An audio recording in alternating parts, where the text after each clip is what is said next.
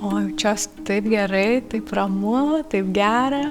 Labai laiminga ir su palengvėjimu sudeginusi viską, ko man reikia, be pastangų ugnį užkūrus. Buvo labai stresuota diena ir po ekstatiko labai faina nuo to streso atsitapatinti, pamatyti iš šono, patirti tą aukštesnę sąmonės būseną, kurioj tos dienos problemėlės, tas stresas atrodo visiškai toks vaikiškas ir nereikšmingas. Labiausiai tai jaučiu, kad kūnas labai atgyjęs ir labai širdis.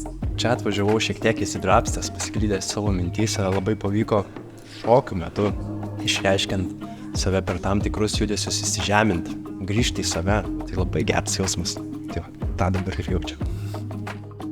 Čia tikriausiai yra labiausiai palaikanti aplinka, kur gali būti savimi, kur gali nebijoti to, kaip tave vertins kiti žmonės, iš viso net gali apie juos negalvoti, gali tiesiog šokti, judėti, būti toks, koks tu esi dabar. Kiekvieną kartą vis kitaip atrodo, vis kažkas skirtingo čia atsitinka, vis skirtingo kažką patiri.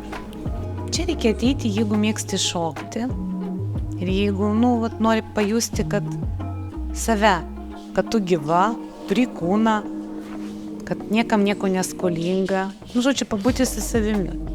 Ne visiems vyram patinka šokti ir būtent šito ekstatiko erdvėj tu gali patirti šokant, kad su kitais vyrais kartu, kad tai yra normalu, faina ir gali atsipalaiduoti ir leisti flowinti. Tai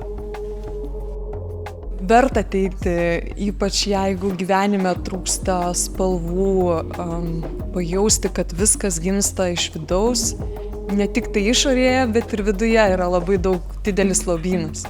Labai gera alternatyva pašokti, ar ne, jeigu nenori eiti į miestą naktį kažkur, bet noriu šokti, noriu pabūti su žmonėm, noriu pajudėti, užsidėti plunksnas, blizgučius kažkokius, suteikti savo tokią pasaką truputėlį gal erdvę, ar ne? Nes dažniausiai skubi, bėgi, o čia taip tiesiog gera.